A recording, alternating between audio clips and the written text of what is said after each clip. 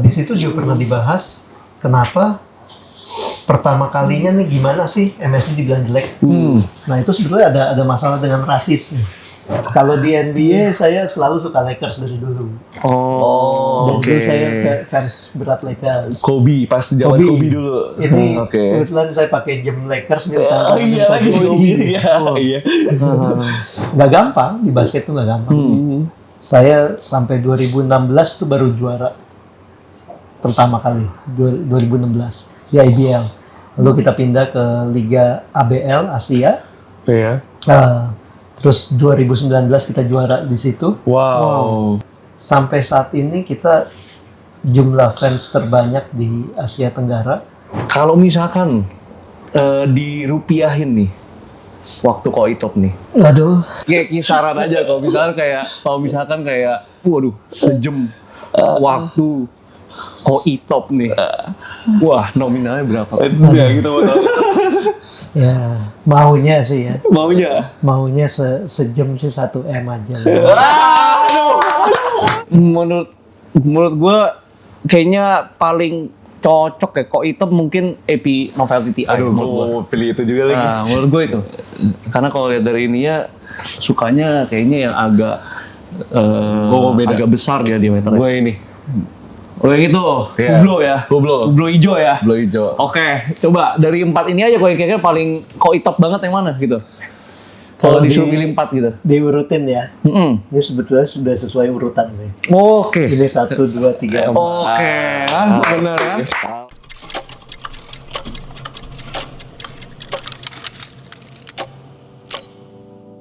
Oke, welcome Raja Fam. Jadi hari ini kita dapat opportunity buat ngobrol-ngobrol dengan Koitop ya.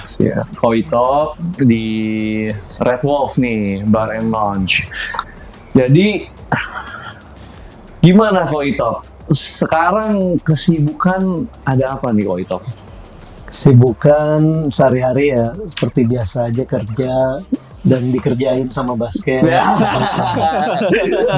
Bisa aja di Koitop nih. Udah bertahun-tahun kerjaan saya begitu. Tapi emang thank you sih Koitop udah datang ke sini. Kita junior nih malah mau datang ke kita. Tapi di mana-mana junior yang datang senior, senior datang junior ya kan. Aduh, thank you. Udah ketinggalan sama junior gitu.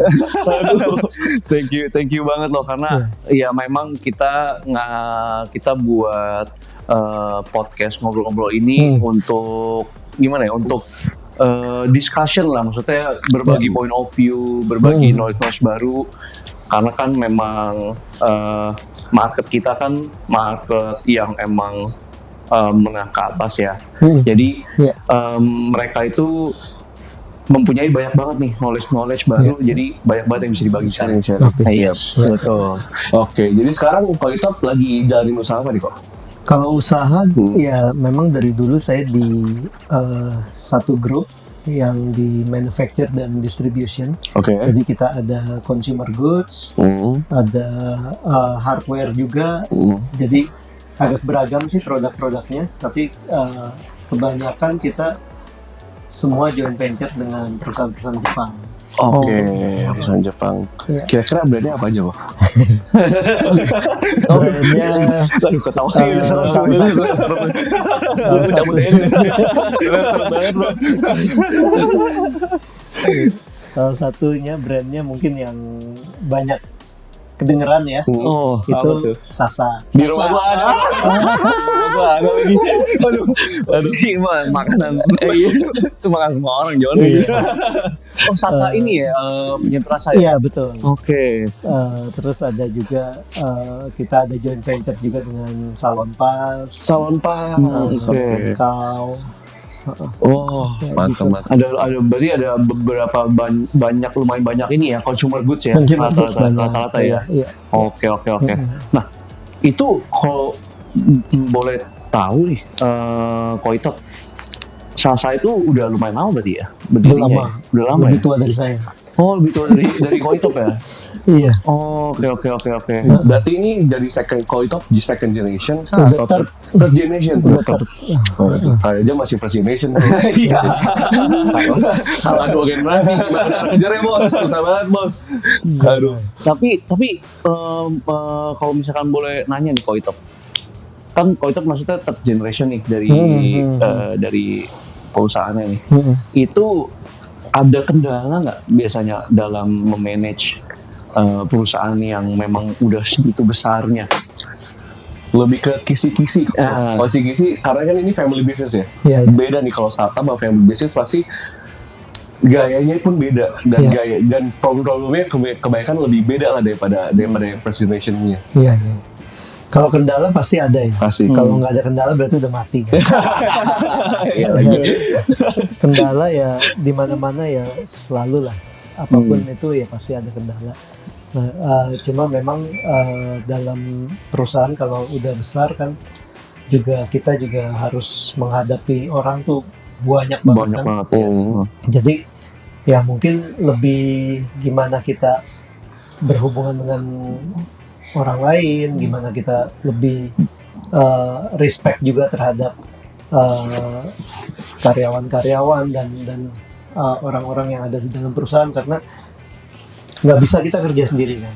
Pasti kita nggak bisa kerja sendiri, dan banyak hal sehari-hari pun banyak itu lebih ke staff-staff kita, karyawan-karyawan kita yang lebih menghadapi hal itu.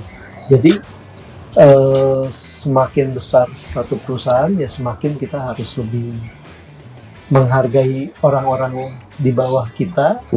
Jadi jangan anggap mereka lebih seperti bawahan, tapi lebih seperti partner kerja. Kalau buat saya, filosofi saya seperti itu gitu. Karena nggak mungkin ya, balik lagi, nggak mungkin sehari-hari kita bisa kerjain semua sendiri. Yes, betul. Itu sih. Kalau buat saya ya dalam menghadapi kendala. Iya, soalnya kan aku juga kan bisnis satunya lagi, aku juga family business kok. Lebih ke family business yang alat berat. Makanya juga bingung juga ketika alat berat. Saya pernah di alat berat. Alat berat juga. Pernah. Pertama masuk kerja saya di alat berat. Oke. Tapi ya alat beratnya kalau ini Tapi kalau aku juga emang bingung sih, lebih ke ini kok jadi curhat sih. Bingung soalnya kalau family business kan aku ini second generation. Aku second generation beda nih. Aku partneran sama Cece sama Clarence di startup Reja Jam ini beda problemnya. Kenapa? Karena kalau problem sama family business itu lebih ke beda generasi sama papa. Iya. Terlalu jauh. Apalagi sama papa beda 40 tahun kok. Betul. Tuhan, pas meeting udah kayak wah. Betul. Itu saya ngalamin. Ya, mungkin itu fase yang semua kita harus lewatin ya. Kalau yang di family business ya, maksudnya saya juga ada teman yang suka nanya ke saya, ini bokap gini gimana sih? Aduh, ngerti banget lagi. saya udah di masa udah ngelewatin semua itu sampai saya ya sekarang mungkin kalau ke teman-teman yang gitu saya cuma bilang enjoy dulu aja. Enjoy. Karena akan ada saatnya nanti kamu akan kehilangan itu. Gitu. Pada saat gue malah kepikiran berat nih. Berat banget. Tapi ya memang itu kenyataan. Pada saat itu terjadi kita kadang bete ya, sama orang tua sama generasi di atas kita. Mungkin bukan orang tua, mungkin juga direksi juga kadang-kadang juga, tapi lebih tua dari kita. Lebih tua. Orang-orang papa gitu bisa dibilang gitu ya. Ya pasti ada masanya kita akan miss itu gitu, dan kita akan ngelihat benar juga ya, semua omongan dia itu ternyata ada benernya gitu. Gitu sih. Tapi itu yang saya alami. Kalau sekarang aku kayaknya nggak miss deh harusnya. Aduh, nggak ada, ampun pusing kok. Iya. Oke. Nah, ini kan kalau misalkan Koitop udah menjalankan memang perusahaan sebesar itu ya, dengan yang memang mass market lah ya mainnya dia. Seluruh Indonesia kan memang mengonsumsi kira-kira produk Sasa seperti itu ya. Nah, kunci sukses dalam menjalankan perusahaan tuh yang paling pentingnya tuh apa Koitop? Buat saya ya yang tadi itu sih respect lebih ke respect. kita bisa jadi besar karena orang lain juga, termasuk respect ke customer. Respect ke customer itu gimana kita ngedengerin apa yang mereka perlu, apa yang mereka butuh, gitu. Terakhir ini contoh, ini saya cerita sedikit tentang perusahaan lain, nggak apa-apa ya? Boleh kok itu. Justru emang gitu. Terakhir ini kita hiring, udah lama sih sebetulnya, udah beberapa tahun. Jadi kita ada satu presidir yang memang jago di marketing. Oke. Jadi Sasa itu kan memang image-nya terlalu micin banget. Dan di kita ini di Indonesia lah, Mas, sekarang ini udah mulai banyak kan yang no MSG, no added MSG. By the way, no added MSG itu bukan berarti no MSG. Itu tetap udah ada MSG-nya tapi nggak ditambahin. Selama ini kan kita bingung nih, gimana maksudnya untuk supaya membesarkan pangsa pasar dengan produk kita seperti ini. Akhirnya kita punya satu presidir yang luar biasa dan dia bikin gebrakan. Kalau mungkin kalian pernah lihat di jalan tol, ada iklan Sasa yang terakhir itu, micin itu aman asal jangan dimakan sama bungkusnya. Aku pernah lihat itu. Aku pernah lihat itu.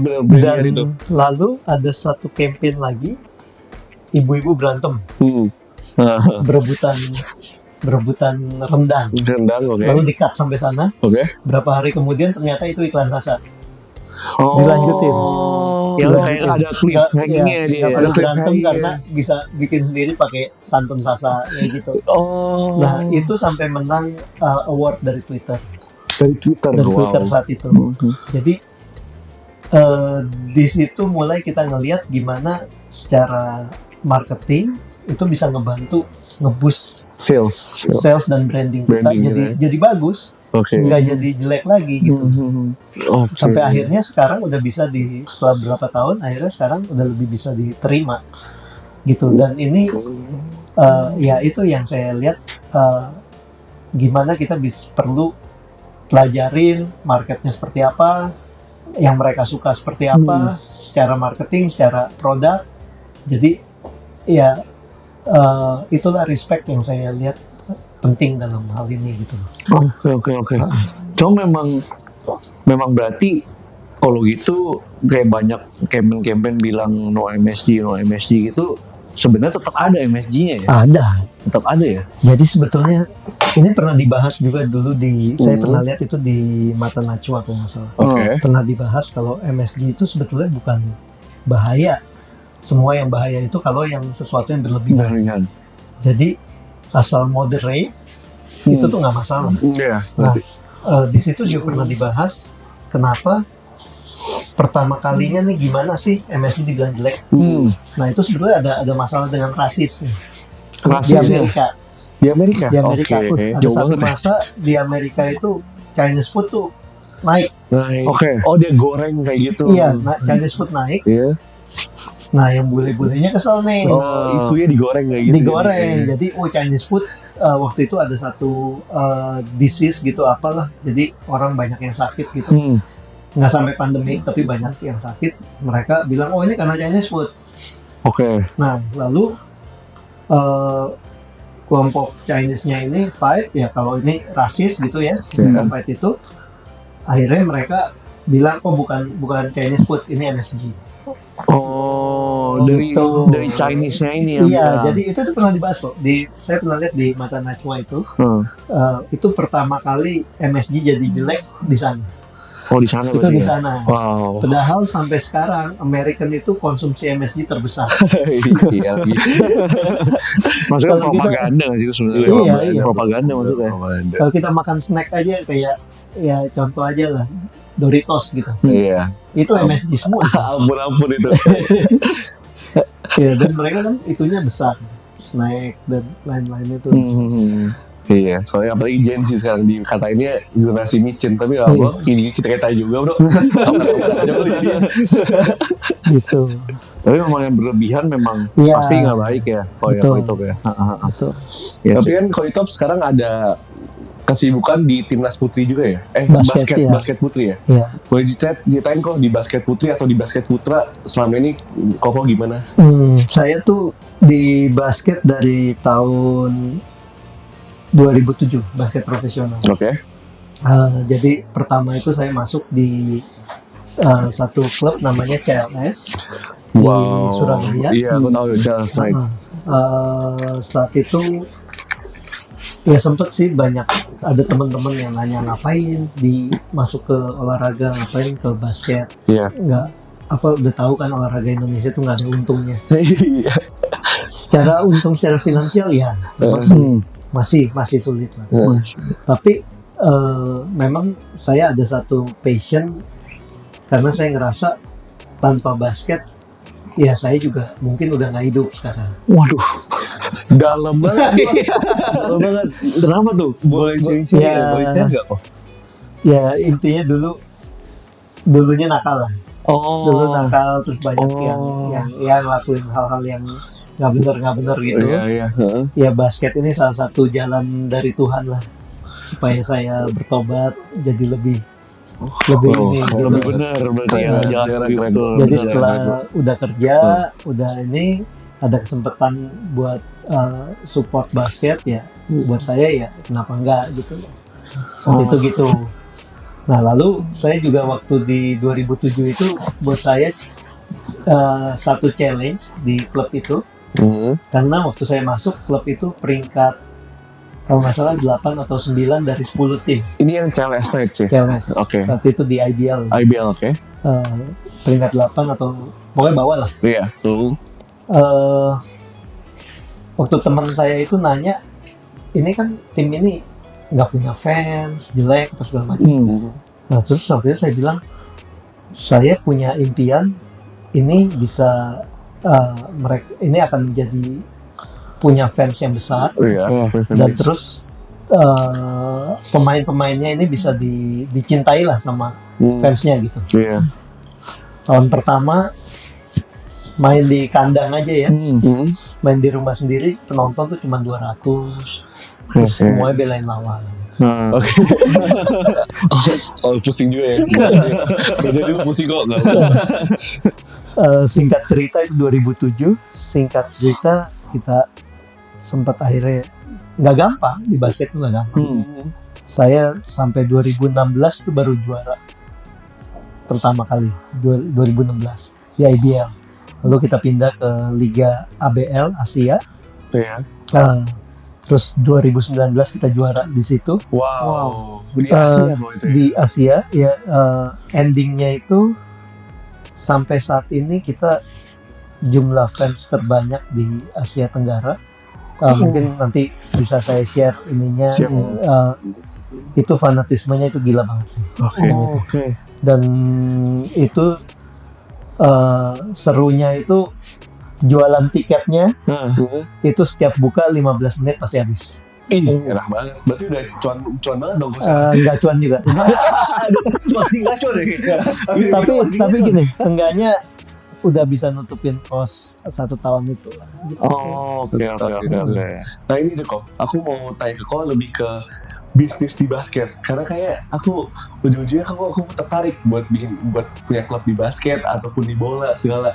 Nah tapi kalau di Indonesia ini kan nggak cuan sama sekali kan. Apakah in the future kok bakal lihat lama-lama fanatismenya makin banyak dan akhirnya bisa cuan? Semoga sih bisa, karena setelah pandemik terutama ya, saya lihat ini manusia-manusia Indonesia ini makin kompetitif. Saya lihatnya begitu. Jadi dulu kan orang olahraga malas gitu kan. Sekarang setelah pandemik nih yang saya lihat mau lari, sepedaan, tenis, 3 itu tuh naiknya pesat. 3 kategori itu naiknya pesat. Jadi ada event lari, event sepedaan itu tuh pasti sold out. Pasti sold out semua. Tenis pun juga begitu. Ada satu konsep kompetisi tenis yang cukup simpel dan menarik buat saya lihat ini terakhir itu rame terus gitu.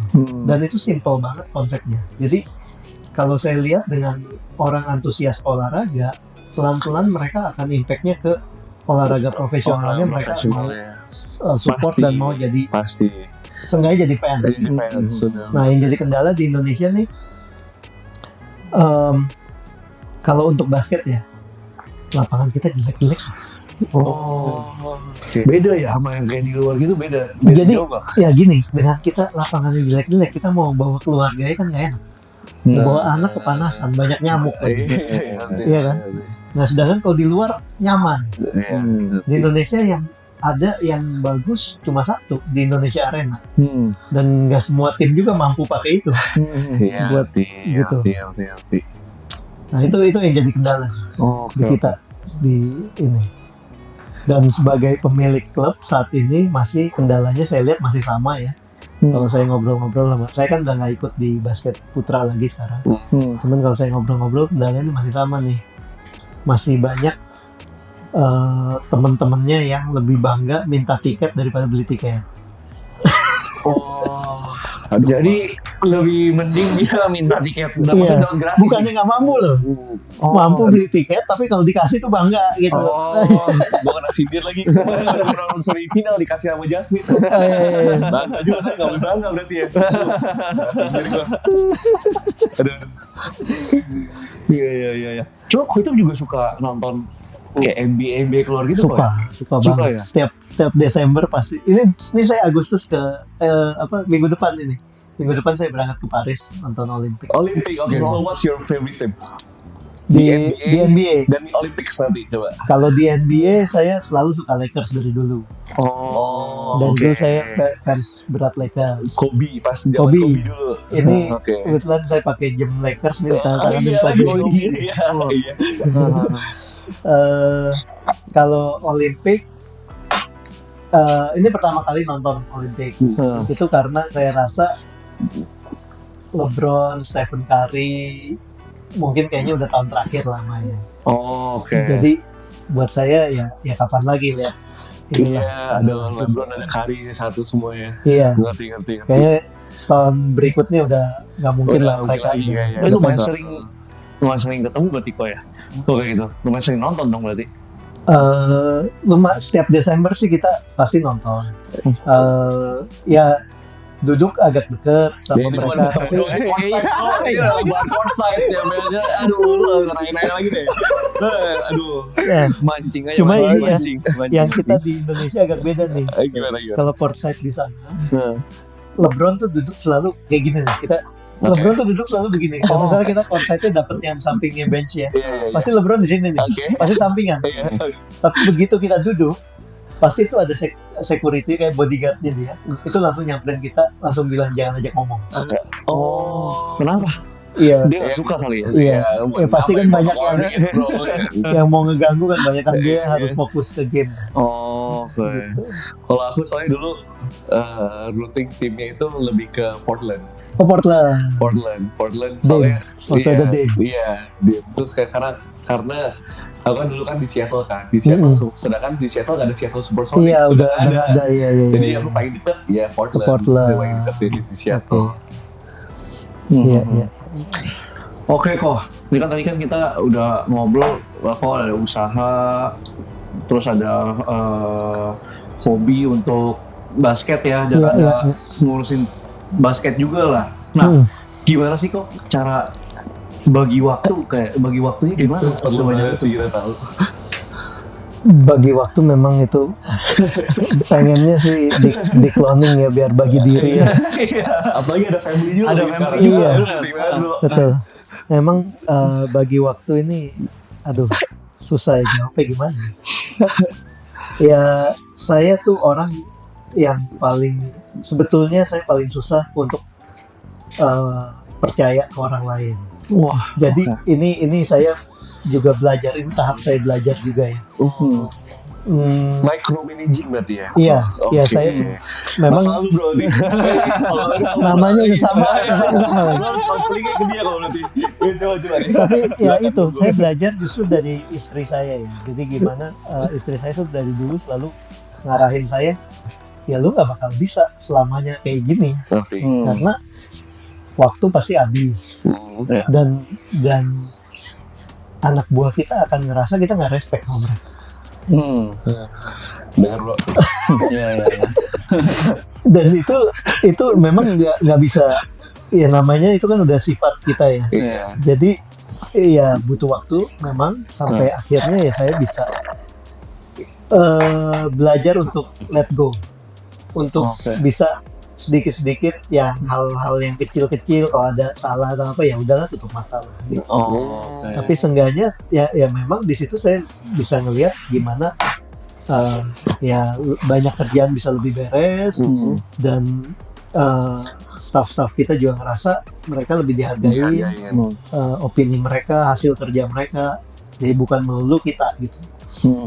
Ya itu sih yang masalah waktu, karena nggak mungkin kita bisa semuanya yang kita kerjain semua gitu. Ada plan apa bro? Soalnya gini kok, kalau kita curhat kalau kita, aku sama si Cece ini lebih ke, kalau Cece ini dia lebih ke micromanaging, kalau aku terlalu macromanaging. Oke. Tapi perfect combination dong. Perfect combination benar. Kenapa kalau makro? Karena aku mungkin ke bawah dari dulu, aku di university di Melbourne. Nah, aku semuanya doki. Iya, doki. Gitu ya. Pas di kedai itu benar-benar juga deh. Berarti benar-benar ini ya. Itu ilmu bisnis yang paling utama gitu. Selalu tapi kok.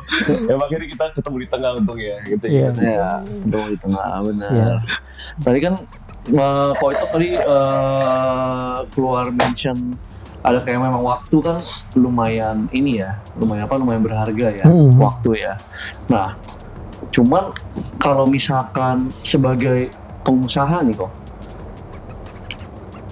penampilan tuh penting nggak sih kok? Karena kadang kan kalau misalkan kita ngobrol sama orang, mau nggak mau kan memang kita awal pasti lihat penampilan dulu, pasti kan feeling-nya main dong dia, feeling-nya main dong. Nah, menurut Koito gimana? Ini susah nih.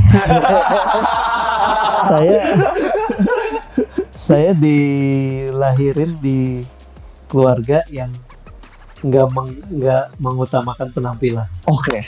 Jadi orang tua saya tuh nggak peduli sama penampilan. Malah saya waktu mulai remaja terus mulai suka barang-barang branded atau itu diomelin sama bokap. Lu buang-buang duit ya lah, kayak gitu lah. Terus partner kita di company juga sama. Dia tuh nggak pernah, jarang lah pakai pakaian yang mahal-mahal segala macam gitu. Pakainya tiap hari polo shirt, nyantai gitu. Mobil juga biasa. Jadi ya kita udah terbiasa dengan lingkungan seperti itu. Jadi ya memang agak sulit. Cuman balik lagi, anehnya kita banyak joint venture dengan Jepang yang semua penampilannya udah pasti kalau meeting udah pasti inilah proper semua lah. Iya. Kalau Jepang well dress semua. Dan kita pakai polo shirt. Gitu sih. Jadi tapi memang ya gimana ya, dunia ini buat saya sih nggak ada yang salah, nggak ada yang benar. Tapi ya memang dunia ini respect penampilan dan itu sebagai salah satu standar pertama ya. Pada saat kita mungkin baru ketemu orang, mulai satu pembicaraan untuk bisnis dan lain-lain, mungkin itu yang pertama harus seperti itu gitu loh. Mungkin setelahnya kalau udah kenal udah lebih nyantai ya, silakan. Iya. Apalagi kalau itu tadi ngomong kan di belakang kamera nih bang, sekarang gue pakainya Apple Watch gitu. Di sana gue tahu nih, Apple-nya Rolex, AP, RM, Apple Watch. Apple Watch. Bener. Kapan kita pakai Apple Watch gitu kan? Kalau Apple Watch udah konsol Koito lah. Oke, kita ngomongin tentang waktu. Kalau tadi kan memang waktu kan lumayan penting ya, maksudnya emang aku juga pernah bahas nih di Instagram dan lain-lain, memang faktor paling penting dari material dan lain memang waktu, karena memang itu yang nggak bisa diulang kembali. Tapi yang biasanya aku sering tanyain ke narasumber itu, kalau itu biasanya ada satu pertanyaan nih, Kalau misalkan dirupiahin nih waktu Koitop nih. Aduh. Disclaimer dulu karena sebelumnya Bahaya kita tanya anggota dewan ada anggota DPR di semua itu politisi semua nih ngomongnya kayak ya nggak bisa lah kita nggak bisa dirupiahin. Disclaimer mohon izin kalau bisa dirupiahin kok. kita todong ya. Kayak kisaran aja kalau misalkan kayak waduh sejam waktu Koitop nih. Wah, nominalnya berapa? Ya, maunya sih ya. Maunya sejam sih 1 M aja lah. Nggak usah terlalu tinggi-tinggi. Maunya. kemarin ada yang nanya ke gue ini kan, terus gue bilang kayak sepentuk gue berapa ya? 3 juta rupiah deh. Jauh banget sih. Tahu 3 juta rupiah ke 1 M. Waduh. Berapa kali? Maunya, tapi kan masih maunya. Gila itu berapa ratus kali lipat bro. Iya makanya. Jadi sehari berapa bro? Sehari 24. Cuma 24 baru. 24 sebulan 720. Ya, masuk akal. Gila. Enggak loh, dipotong hari ini kan. Weekend kan beda. Aduh, sama dipotong pajak juga bro. Nah, kita sebenarnya nextnya tuh biasanya kita juga bawain kayak beberapa model ya. Kayak misalkan aku kan udah sekilas lihat Instagram Koitop dan lain-lain kan. Nah, kita bawain kayak 4 jam tangan yang kira-kira, menurutku, oke, ini bener nggak nih? Koitop suka nggak style-style yang seperti ini gitu loh? Aku pengen ngetes aja karena aku kan sering berhubungan sama customer ya. Oke. Nah, aku bawain 4 biji. Ini ada 3 brand. Ini yang pertama, nih gue bawain ada AP Novelty TI. Ini dia titanium. Terus ada Hublot Green nih dia Chronograph, sama ada Rolex Submariner Starbuck, sama Rolex Datejust Two-Tone Choco. Jangan dijawab dulu kok ya. Kita mau tebak-tebakan. Kita tebak-tebakan dulu. Lebih tahu, lebih bisa baca orang Jawa bro. Ini, berat. Ini makanya udah. Ini Kobe. Iya udah Kobe. Lebih murah dari di tangan Kobe pak. Di tangan Kobe pak. Menurut gue kayaknya paling cocok ya Koitop mungkin AP Novelty TI. Aduh, mau pilih itu juga lagi. Nah, menurut gue itu. Karena kalau lihat dari ini ya sukanya kayaknya yang agak agak besar ya diameternya. Gue ini. Oke gitu, Hublot ya? Hublot hijau ya? Hublot hijau. Oke, coba dari 4 ini aja kira-kira paling Koitop banget yang mana gitu? Kalau disuruh pilih 4 gitu. Diurutin ya. Ini sebetulnya sudah sesuai urutan. Oke. Ini 1, 2, 3. Oke, benar kan?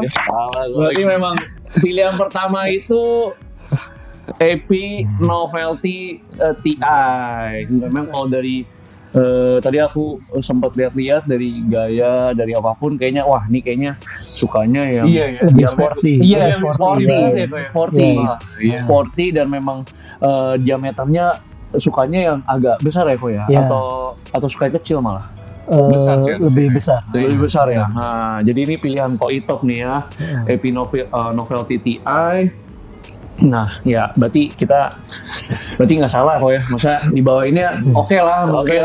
Sense oke lah ya kok ya. Pinter juga lah kita. Lu nomor 1 nomor 2 ya gue. Udah jago jualan jam. Oke, mungkin itu dari kita sih kok. Terima kasih. Thank you banget udah meluangkan waktu ya yang mungkin lumayan berharga pak waktunya pak. Berarti 1 jam, berarti kita utang sama Koitop 1 M. Iya. Jam ini 1 nggak apa? Kita kalah main gitu. Ini benar kita kalah main ini dia. Saya nggak milih kok. Saya nggak milih dikasih yang ngapain. Ada harusnya kita todok, kita ditodok balik jadi aduh ampun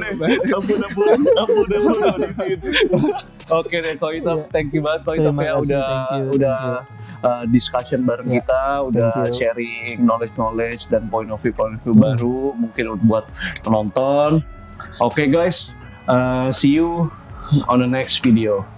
Thank you. Thank you.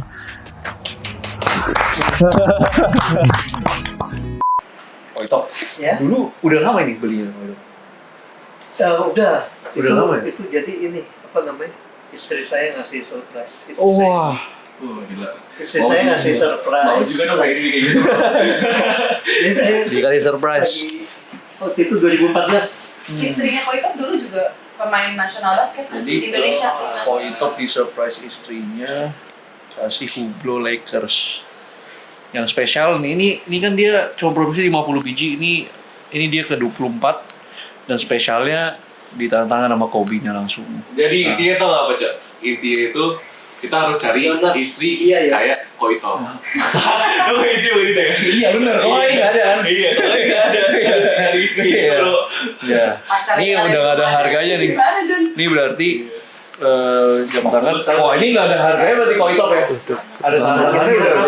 Waduh ini udah nggak ada harganya berarti. Orangnya udah nggak ada loh. Iya, orangnya udah nggak ada di tanda tangan, sama Kobe Bryant.